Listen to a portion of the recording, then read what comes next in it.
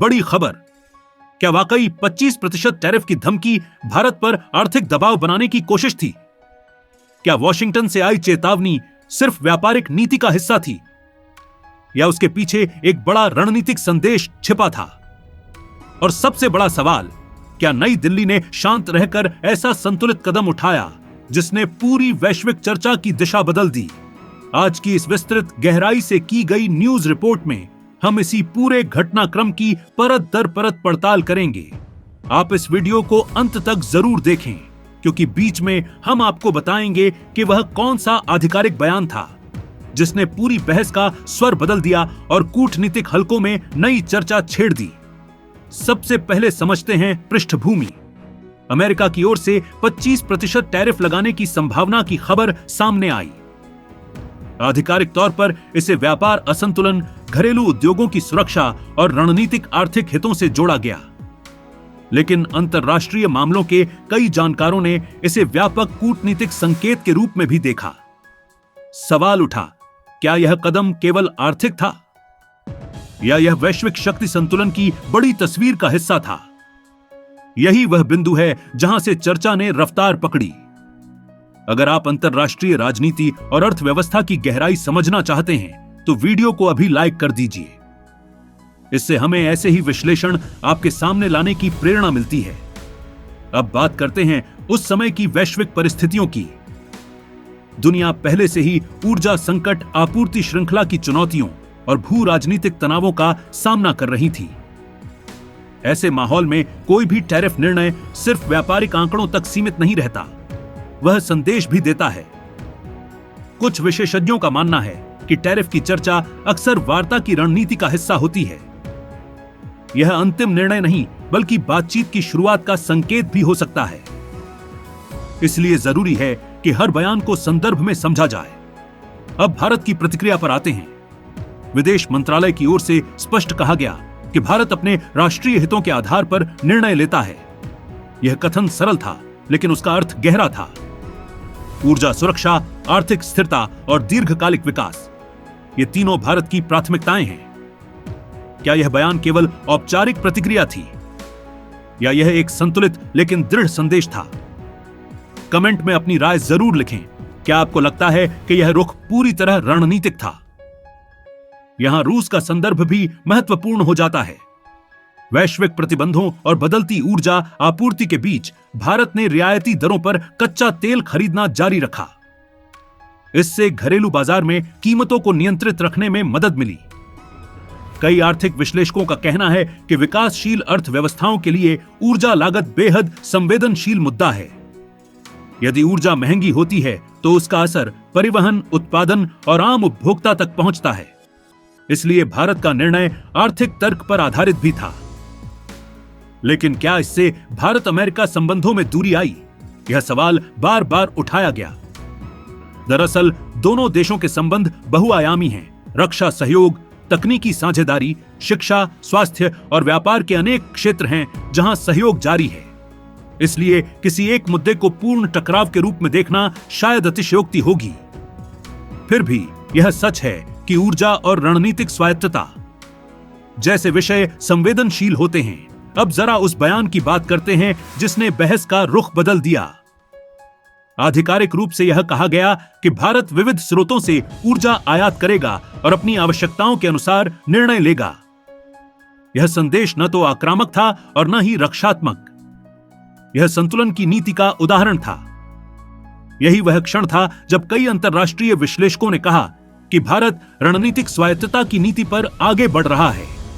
अगर आप ऐसे गहन विश्लेषण पसंद करते हैं तो चैनल को सब्सक्राइब करना न भूलें। आगे भी हम ऐसे विषयों की गहराई से पड़ताल करेंगे।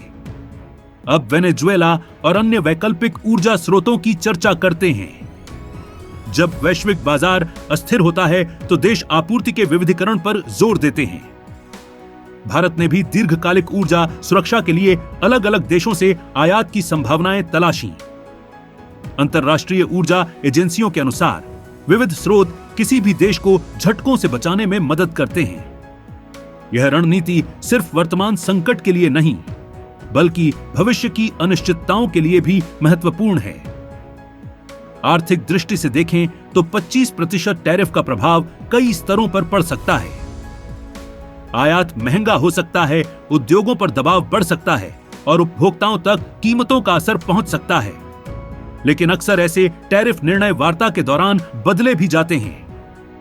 इतिहास में कई उदाहरण हैं जहां शुरुआती कठोर रुख बाद में समझौते में बदल गया। इसलिए अंतिम परिणाम जानने से पहले व्यापक तस्वीर देखना जरूरी है।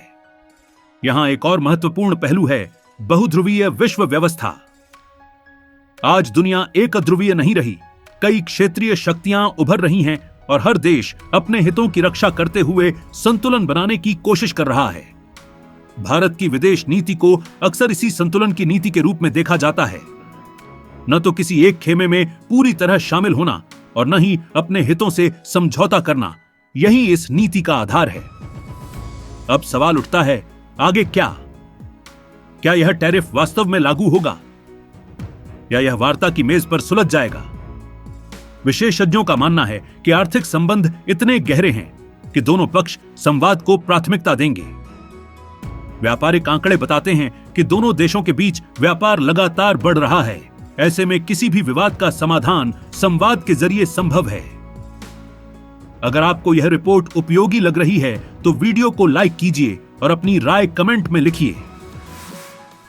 क्या आपको लगता है कि यह पूरा घटनाक्रम वैश्विक राजनीति का सामान्य हिस्सा है या इसमें कोई बड़ा संकेत छिपा है?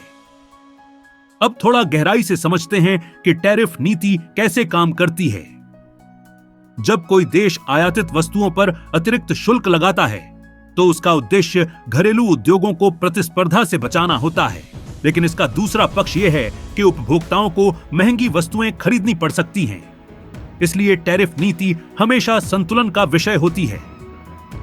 अमेरिका के लिए भी यह घरेलू आर्थिक रणनीति का हिस्सा हो सकता है। भारत के लिए चुनौती यह है कि वह अपने विकास लक्ष्यों को बनाए रखे। ऊर्जा, तकनीक और रक्षा जैसे क्षेत्रों में विविध साझेदारियां उसकी प्राथमिकता हैं। इसलिए किसी एक देश के साथ मतभेद होने का अर्थ यह नहीं कि संबंध टूट जाएंगे।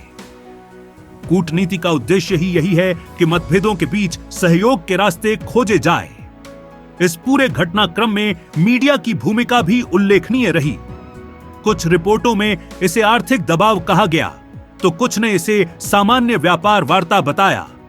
सच्चाई अक्सर इन दोनों के बीच होती है, इसलिए जरूरी है कि हम संतुलित दृष्टिकोण रखें और तथ्यों के आधार पर निष्कर्ष निकालें। अब एक महत्वपूर्ण प्रश्न, क्या यह विवाद वैश्विक ऊर्जा बाजार को प्रभावित करेगा?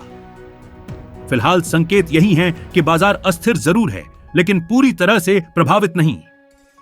बड़े आयातक और निर्यातक देश लगातार संवाद में हैं। यही वैश्विक अर्थव्यवस्था की विशेषता है, प्रतिस्पर्धा के साथ सहयोग। अगर आप इस तरह की विस्तृत और संतुलित न्यूज रिपोर्ट चाहते हैं तो चैनल को अभी सब्सक्राइब करें और बेल आइकन दबाएं ताकि अगली महत्वपूर्ण खबर आप तक तुरंत पहुंचे। अंत में यह समझना जरूरी है कि अंतरराष्ट्रीय राजनीति में हर निर्णय कई स्तरों पर लिया जाता है। सार्वजनिक बयान, बंद कमरे की बातचीत, आर्थिक आंकड़े और रणनीतिक हित, ये सब मिलकर अंतिम तस्वीर बनाते हैं। 25% टैरिफ की चर्चा भी इसी व्यापक संदर्भ का हिस्सा है। इसे केवल एक धमकी या केवल एक नीति के रूप में देखना शायद अधूरा दृष्टिकोण होगा। क्या नई दिल्ली ने शांत रहकर संतुलित रणनीति अपनाई? क्या वॉशिंगटन का संदेश केवल वार्ता की शुरुआत था? और क्या आने वाले महीनों में दोनों देश किसी नए समझौते की दिशा में बढ़ेंगे? ये सवाल अब भी खुले हैं, लेकिन इतना स्पष्ट है कि वैश्विक शक्ति संतुलन लगातार बदल रहा है और भारत जैसे देश अपनी भूमिका को नई परिभाषा दे रहे हैं। आपकी क्या राय है? क्या यह रणनीतिक स्वायत्तता की मिसाल है या वैश्विक राजनीति का सामान्य उतार चढ़ाव? नीचे कमेंट में जरूर लिखें। वीडियो को लाइक करें, शेयर करें और ऐसे ही संतुलित व गहन विश्लेषण के लिए हमारे साथ जुड़े रहें, क्योंकि दुनिया बदल रही है और उसे समझना हम सब के लिए जरूरी है।